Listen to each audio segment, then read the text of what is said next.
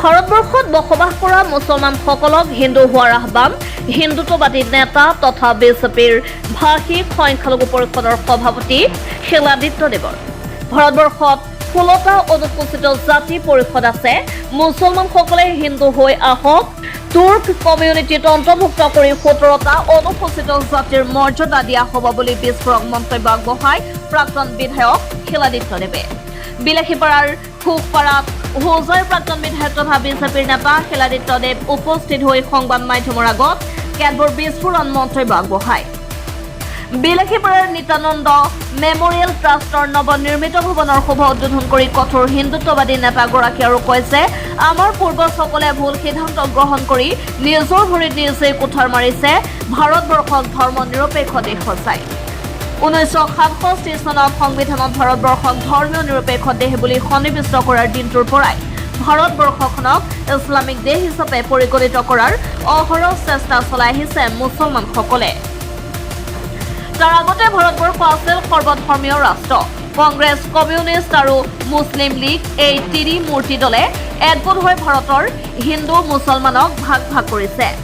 মই প্ৰধানমন্ত্ৰী নৰেন্দ্ৰ মোদীক কম যে এই মাদানী চৈয়দা হামিদাক ভাৰতবৰ্ষৰ পৰাই বাহিৰ কৰি দিব লাগে। যদি ইয়াতে থাকিব লাগে তেনেহ'লে সংখ্যালঘুৰ নিচিনা হৈ থাকিব লাগিব, অন্যথা অসমত বুলডোজাৰ দ্বিগুণ গতিত চলিব। আজি নামনি অসমৰ ধুবুৰী জিলাত আহি মোৰ মানসিক পথ পৰিৱৰ্তন হৈছে। ধুবুৰীৰ সাময়িক দৃশ্য পথ প্ৰত্যক্ষ কৰি MLA MP হোৱাৰ আশা বাদ দি এতিয়া বুলডোজাৰ চালক হোৱাৰ আশা কৰিছো। মই মুখ্যমন্ত্ৰী ডাঙৰীয়াক কম যে মোক এখন বুলডোজাৰ চলোৱাৰ লাইচেন্স বনাই দিবলৈ আৰু নিজ হাতেৰে বুলডোজাৰ চলাই আৰু অধিক উচ্ছেদ অভিযান চলাম। নেতাগৰাকীৰ এনে মন্তব্যই জিলাখনত তীব্ৰ চাঞ্চল্যৰ সৃষ্টি কৰিছে। বিলাসীপাৰাৰ পৰা সাদেক আলী হুছেইনৰ ৰিপৰ্ট। যিসকল বাংলাদেশী মূলৰ মুছলমানসকল আছে তেওঁলোকে কৈছে যে কি আমি নেক্সট চেঞ্চাছতো বাংলা বুলি লিখিম। বেয়া কথা কোৱা নাই। তেওঁলোকে বাংলা এইকাৰণে লিখিব বিচাৰে সেইটো তেওঁলোকৰ অৰিজিনেল, কিন্তু লগতে মুছলিমটো এৰি পেলাই হিন্দুটোও লিখক, সেইটোতো তেওঁলোকৰ অৰিজিনেল। লিখিব পাৰিম নে নাই? সাহস হ'ব নে নাই? বাংলাদেশী মুছলমান ইমান দিন নিজৰ পৰিচয় কি দিলে? অসমীয়া বুলি দিলে। ইমান দিন নিজৰ পৰিচয় অসমীয়া বুলি দি আজি তেওঁলোকে কৈ আছে নেক্সট চেঞ্চাছত আমি আমাৰ পৰিচয় অসমীয়া বুলি নিদিওঁ, আমি আমাৰ পৰিচয় বাংলা বুলি দিম বুলি বাংলাদেশী মিয়াসকলে কৈ আছে। মই তেওঁলোকক কৈছোঁ ভাল কথা, তোমালোকৰ পৰিচয় এতিয়া অসমীয়া নিদি তোমালোকে বাংলা দিবা, তো তোমালোকৰ পৰিচয় এইটোও দিয়া যে তোমালোকে মুছলমান নহয়, তোমালোকে হিন্দু হোৱা। কাৰণ অৰিজিনেলটো সেইটোৱে হয়। ভাৰতবৰ্ষত যিমান মিয়া আছে বা বাংলাদেশ বা পাকিস্তান যিমান মিয়া আছে এইবিলাকতো চব অৰিজিনেল হিন্দুৱে হয়। যি উজনি অসমত যেতিয়া বাংলাদেশী মিয়াৰ যেতিয়া গাঁও ভাঙি আছে, বুলডোজাৰ চলাই আছে, তেতিয়াহ'লে থলুৱা মুছলমানখিনি কিয় প্ৰতিবাদ কৰি আছে?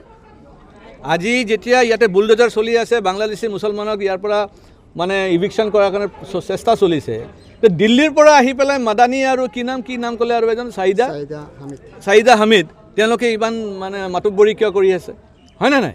সেইকাৰণে তাৰমানে তেওঁলোকৰ পৰিচয়টো কিন্তু তেওঁ হিন্দীভাষী আৰু ইয়াত বাংলাভাষী নহয়, তেওঁ মুছলমান মুছলমানৰ টানত কৰি আছে। সেইকাৰণে মই মুছলমানসকলক ক'ব বিচাৰিছোঁ, আপোনালোকে নিজৰ অস্তিত্বত যদি ৰাখিব লাগে আৰু যদি ভাবে যে আপুনি একজন অংশীদাৰ ভাৰতবৰ্ষৰ, তো অৰিজিনেল জেগাত ঘূৰি আহক না। কোনে বাধা দিছে?